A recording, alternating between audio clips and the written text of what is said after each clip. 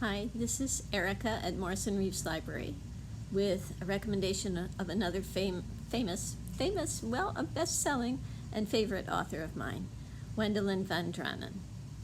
I think she's best known for a mystery series about a detective named Sammy Keyes.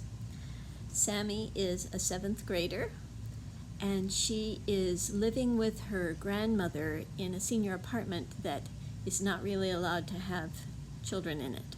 So she has to enter through the fire escape at the back and climb through a window to get into her grandmother's apartment. Sammy is a fearless kind of person and very clear about who she is in herself, and she loves solving mysteries in the town. Some of the other characters in the series, and there are 18 books in the series, I'm not going to try to show you all of the covers, I'll just highlight a few of my favorites. Other characters are her best friends, Marissa, who is very rich in the first book, and by the last book, not necessarily so. Dot, who comes from a very warm, loving Dutch background family, and Holly, who starts out by being homeless and finds a family in the course of the books. There's also her friend Billy, who is very funny, always kind of a clown, but with a lot of feelings underneath that.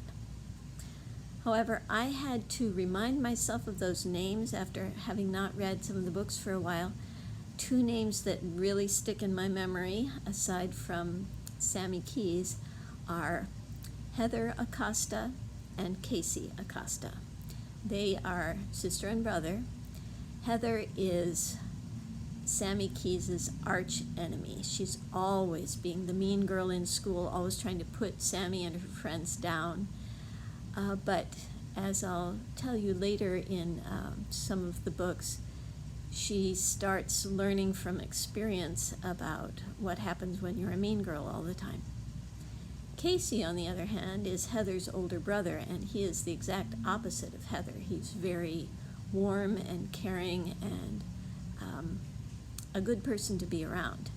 And so it's not surprising that he and Sammy kind of enjoy each other's company.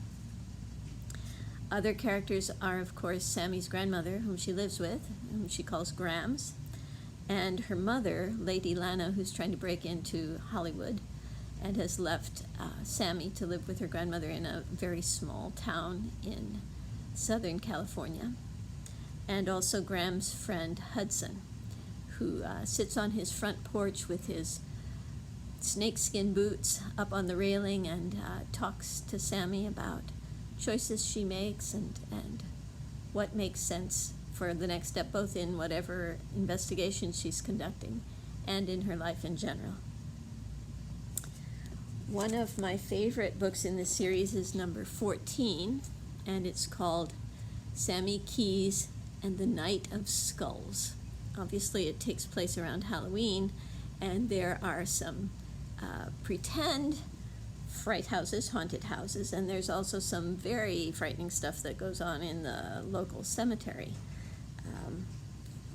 And Heather also finds out that some things that she's been getting involved in are maybe more than she's ready to deal with. So Sammy Keyes and the Night of Skulls, but work your way up to it. Read the other 13 books that come before it. Another one that I enjoyed was number 17 in this series, Sammy Keyes and the Killer Cruise. During most of the Sammy Keyes series, she doesn't really know who her father is, and around the time of this book, she finds out who he is, and she's invited to go on a cruise together with her friend Marissa. And I enjoyed reading it because I've never been on a cruise myself, and it was kind of fun to read about what life on a cruise ship might be like, especially when it's made even more interesting by a mystery that needs to be solved.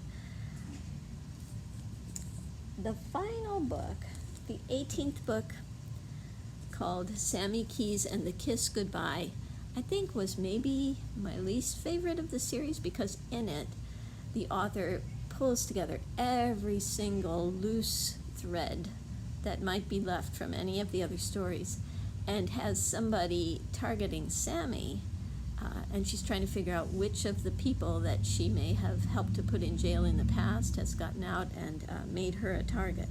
So it's kind of scary in a more real-life kind of way than the other books, but also in some ways it feels to me not quite as satisfying as the others, because it's really meant to be the final book in the series and to make everything come out exactly right at the end. Some other books by Wendelin Van Draanen that I think you might like. One I can't show you the cover of because somebody just checked it out this week. It's in the young adults section, and it's called Wild Bird. And it's about a girl who has been getting into trouble with drugs, and her family has not been able to figure out what to do to help her, and finally send her, very much against her will, to a wilderness program in the desert with people who really ask her to learn how to feed herself, cook for herself, make her own shelter with other people around her. And she ends up learning how to not just take care of herself, but also care about and take care of the other people who are around her.